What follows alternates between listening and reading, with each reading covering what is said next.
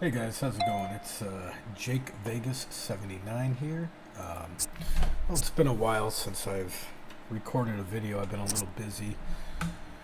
Haven't had much time or money to invest in online poker, but just got back into the game about a few days ago after a 6-month hiatus.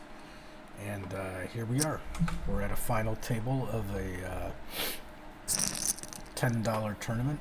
$10 buy-in tournament, and we're doing fairly decent. We're actually in third place right now. Third place. There is 7 players remaining, and we're not in bad shape right now. Here's the prize pool right here. First place pays $482. So this is probably the farthest in a $10 tournament that I've ever gotten, and I was using Arnold Snyder's tactics, poker tournament formula tactics to get to this point. So let's invite you to come along and join me on the ride, and we'll see how this tournament pans out here. So it's been a while since I played. I do have a full-time job, and school loans and various other bills that I have to take care of. So I haven't had much time or money to invest in online poker. But I was able to come up with an extra $100 or so to put in my online poker account to continue testing Snyder's theories. And yeah, so here we are today. The last time I played was about 6 months ago,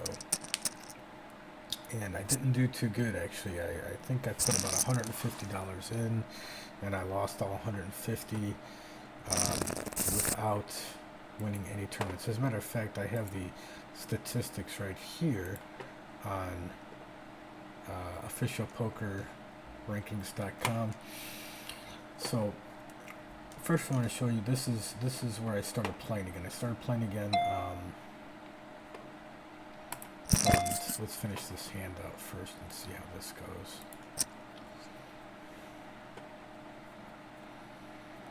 Let's see what happens here.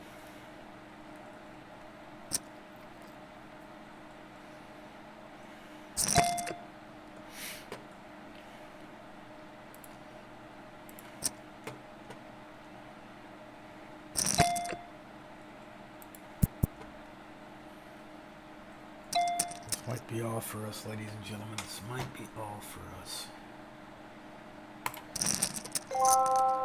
Oh, maybe not. Nice. He was bluffing all the way down. That crazy son of a bitch. Wow. So that puts us in first place now with 660,502. It's a good spot to be in. Wow, let's see how this turns out. I might get back to that. I'll get back to these poker tournament resolutions here in a minute. But wow, 660,000 first place. Not a bad spot to be in. I really thought he had an ace with a higher kicker than me, or a 6.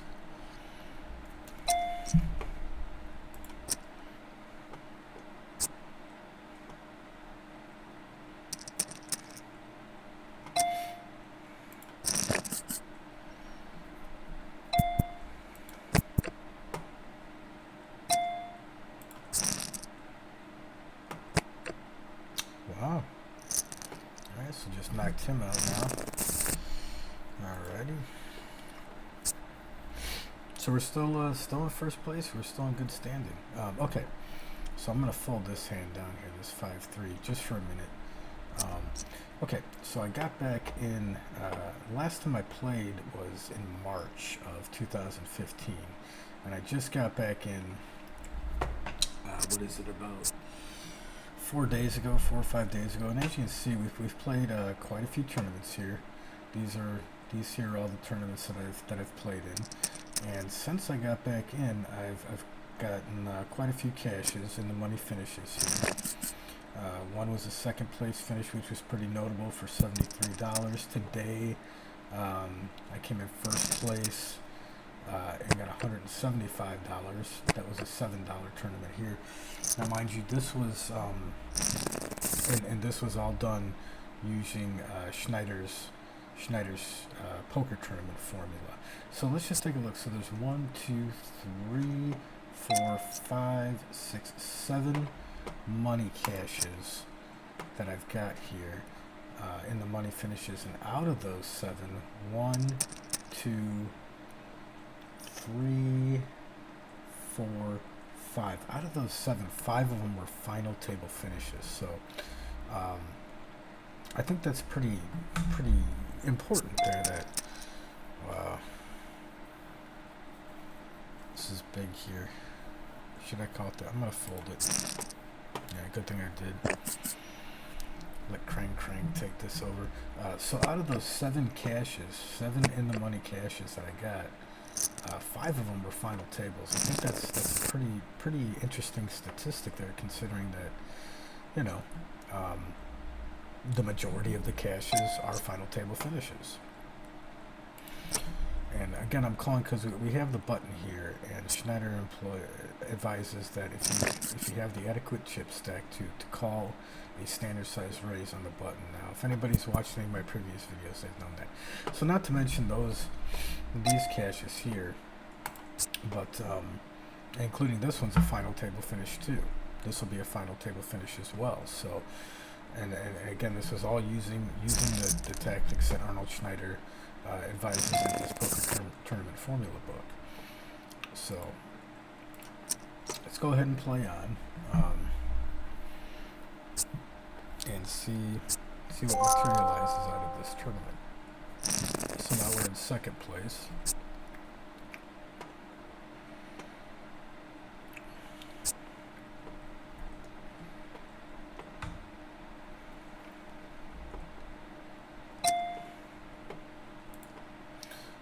Snyder recommends, if it's just you and the small blind, to raise on the button with any 2 cards, or raise on the big blind with any 2 cards. We did there.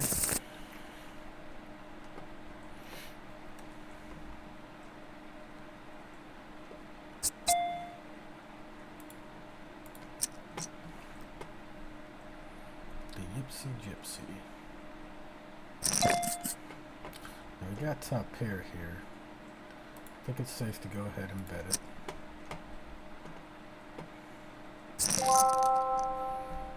We're 10,000 away from being in I'm calling on the button again with any 2 cards. The tactic here that Snyder is that we have position over everybody on the table. So like if these 2 guys check, then I could bet, possibly take the pot down. Possibly. We'll see what happens. Yeah. So now we're in first place again. The blinds are slowly increasing, or not slowly, but steadily increasing. Got about 3 times the big blind, well, or 30 times the big blind here.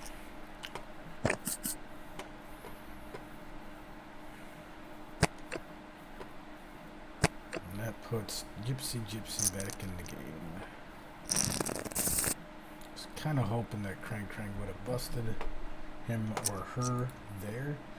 So look, no matter where we finish here, for a $10 investment, if we bust out next, no matter what, we're guaranteed $195. Now that's not bad for a $10 investment. That's what, that's 20 times your initial investment. So I think we got that. So now we're guaranteed at least $262 because there's only 3 people left here. So let's play on. Let's see if we can get that first spot.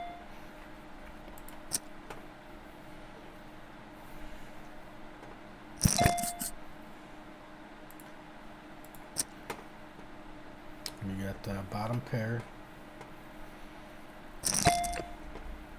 I'm gonna keep betting it a little bit. Just to if they call this one, then I'm gonna chill out. I'm gonna. Yeah. I'm just going to fold because, again, that whole button play that I was mentioning earlier about either calling or raise, or calling a standard raise, or just calling on the button with any two cards, according to Snyder, is you should only employ it about 80% of the time. So we don't want to do it too often, and you know, make it look always just obscenely obvious that we're stealing or using position plays. So about 80% of the time for that button call or raise if it's folded around to you.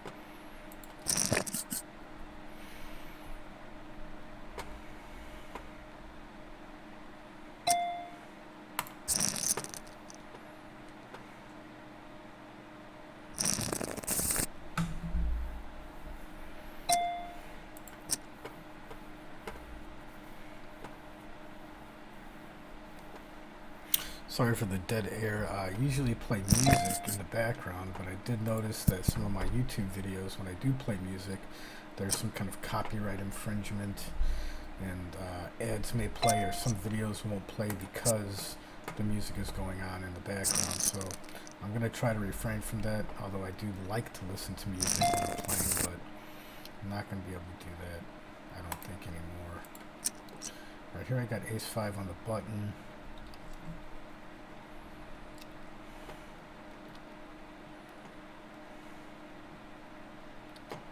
Going to put in a standard position raise of 3 times, a little bit under 3 times the big blind.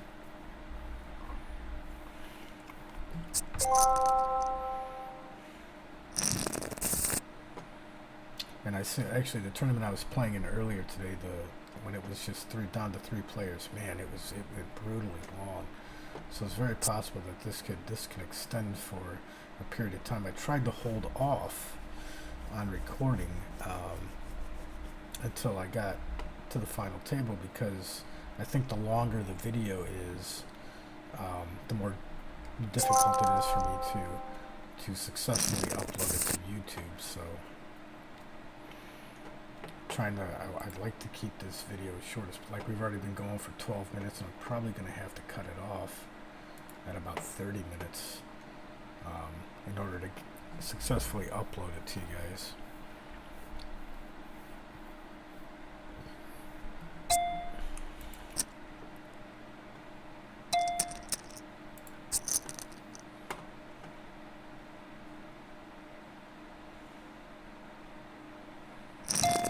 So this is just going to be a matter of, you know, probably people going all in, 2 people having decent hands, and 1 person getting lucky on it. So that's usually how heads up and down to 3 players poker usually seems to work. We don't need to see your card every time off the flower. It's unnecessary. It's unnecessary.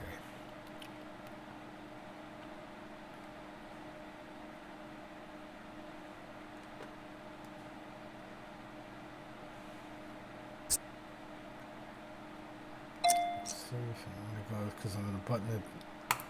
They're on the big blind. Snyder says to call standard raise from your opponent, provided you have the adequate chip stack, which we do.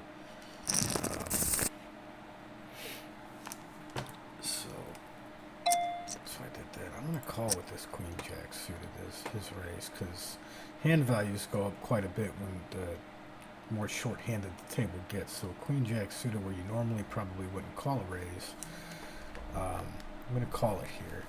Although we don't have position, and we didn't hit anything on that either, so it's going to be an easy fold for us when he bets out. Yeah. 25,000. I'm going to go ahead and put in a raise here with my king 7 on the button. Take down the small pot.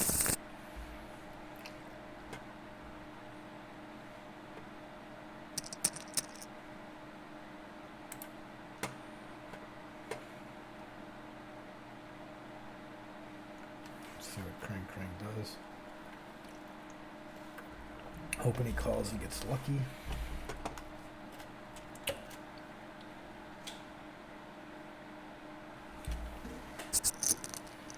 Not gonna happen.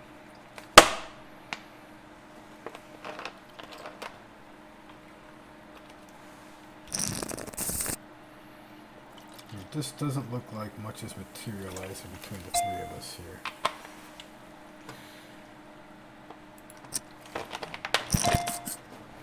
So we got a pair. It's not a big pair. It's not a great kicker, but it's enough for me to bet it. So as you can see, we're basically just tossing our money around to one another.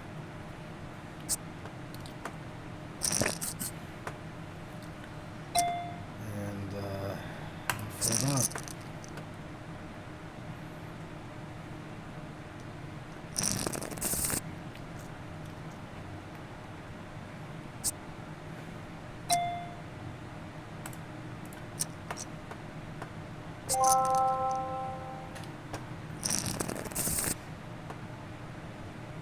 $262 is not bad. I really would like to see that 482, so I'm going to try really hard to play for that.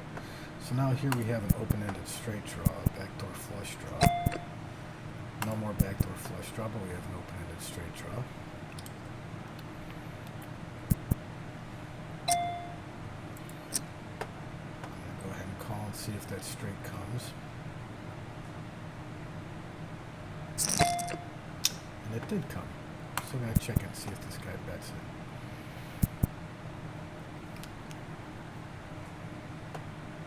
I was a little afraid of somebody hitting a backdoor flush, but sometimes that happens. Didn't want to bet it, get put all in, and then get busted in the tournament due to a flush that somebody hit.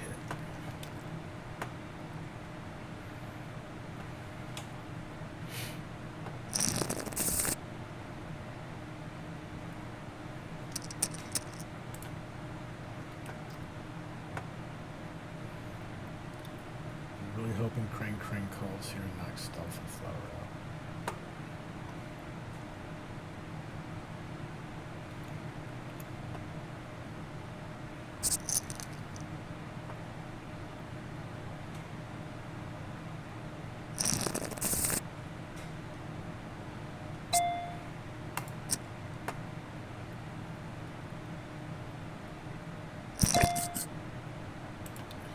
Throw out a bet here just to be aggressive.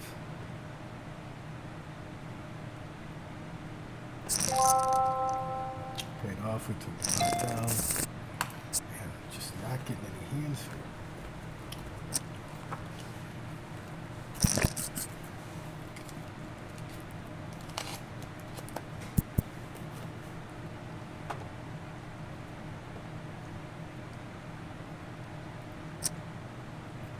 Oh, what I wanted to show you guys, actually, I don't think I got to, is that aside from all these, you know, these in the money finishes here, since I started playing, I want to show you the variance in tournament poker is that I went for see this big gap. This was back in October of 2014. I should play this here. So we got a flush draw. We made our flush.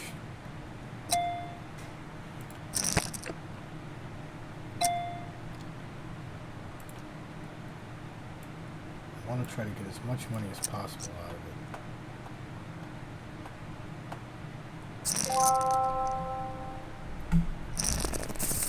So now we're in first place now.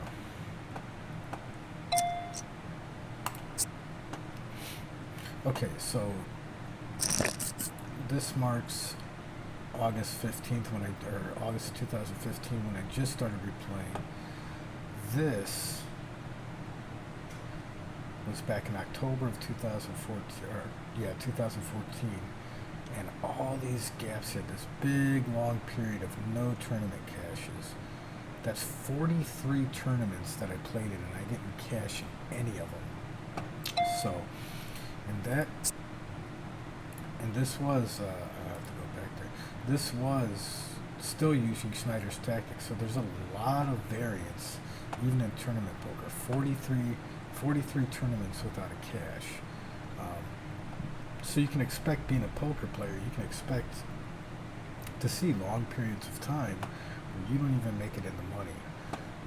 this is the most I've played. Like I've said before, been playing for about 10 years now, and I think this is the biggest or the largest length of time, or at least tournament-wise, playing that I've gone without having a tournament cash.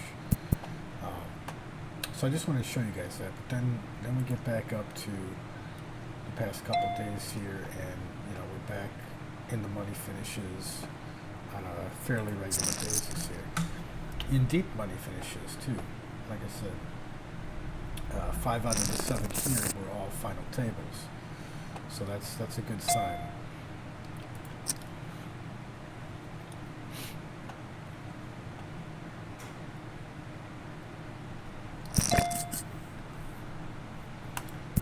Maybe a 4 will come out and we'll hit her straight, if he allows us.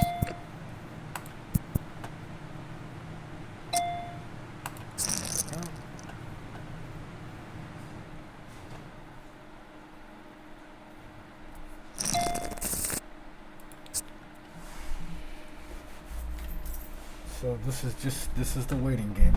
Like I said, 3 people left. The waiting game of just waiting for 2 people to come across good hands, and then one person's holding up, or one person getting lucky and knocking out the other individual, or severely crippling the other individual, which we're really hoping that'll happen sometime soon here. Not to me, preferably. As far as getting knocked out or getting crippled.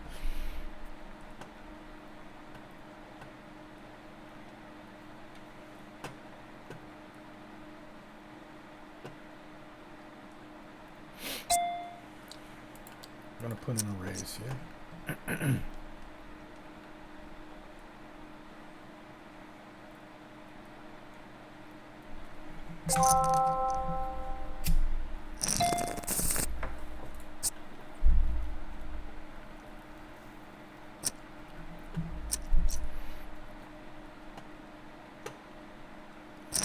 Let's see what happens here.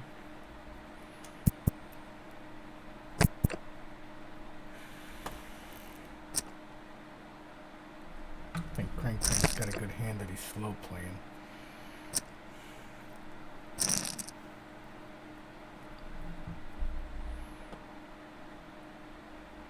Maybe not.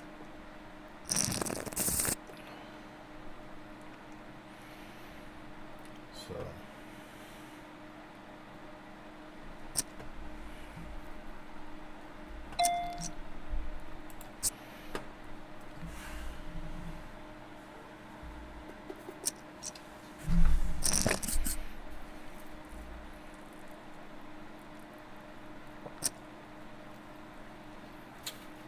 I really wish they were betting bigger, to give us give a better opportunity for one of them to knock the other out. That would be nice. But let's see where we're at on time. We've been here for 23 minutes. I'll give it another 7 minutes, and if we get to that point, I'm going to have to cut off this video, and I'll continue it in a second. Here we got mid pair.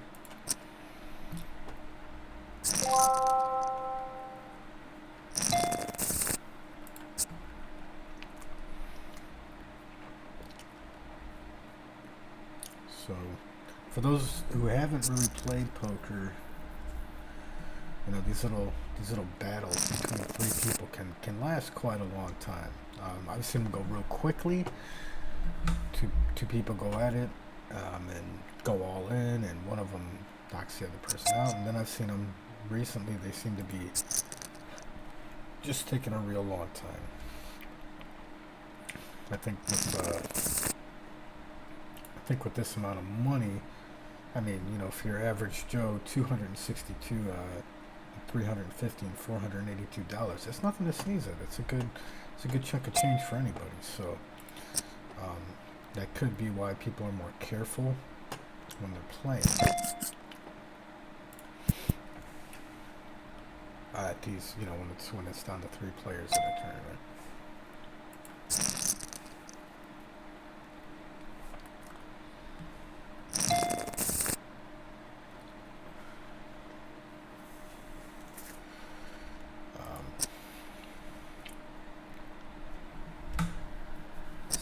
gotta happen here eventually. I'm on the button, so I'm gonna call it. I do have position.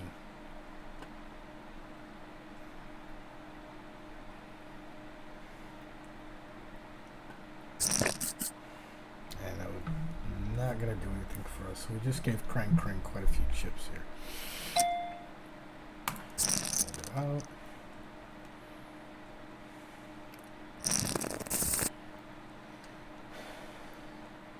Now for me, honestly, I've been playing this tournament for 5 hours and 29 minutes. I've been sitting in the same chair. A little tired. It's about 1:30 in the morning right now. I would really like nothing more than this tournament to be over and that $482 to be my poker account right now. But yeah, I guess as my father always used to tell me, wish in one hand, shit in the other, see which one fills up first, right? So wishing ain't gonna do us any good. So we got bottom pair. I'm gonna go ahead and bet it. We connected with the flop a little bit. Somebody else did too. I'm gonna check it at this point. I'm not gonna get busted out on the 6-4.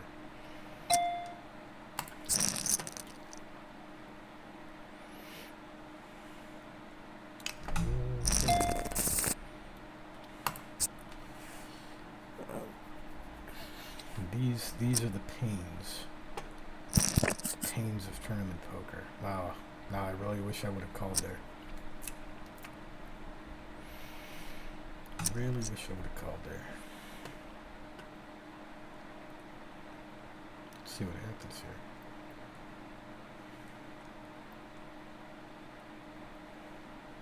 If I would have called there, it's possible I could have busted somebody out.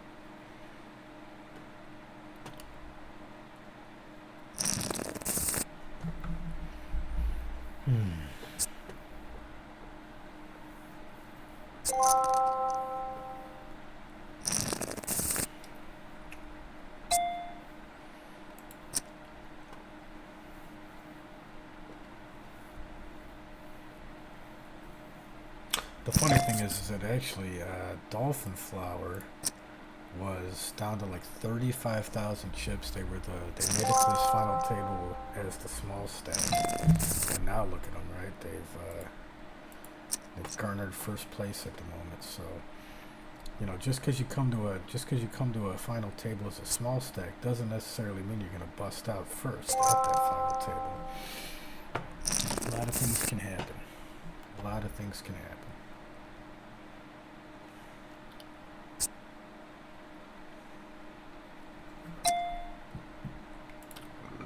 I'm going to put in a raise because we have position.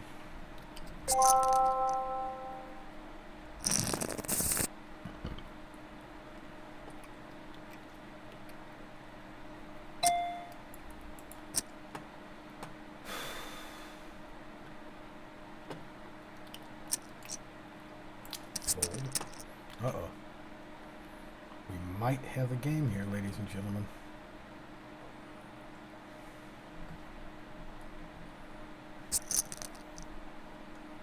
Maybe not.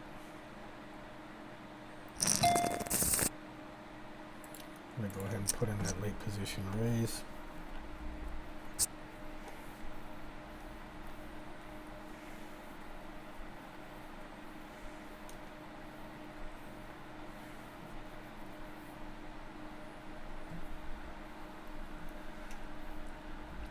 Crank's debating how he's going to play this. We should leave. No, maybe not. So you can have a guess at it.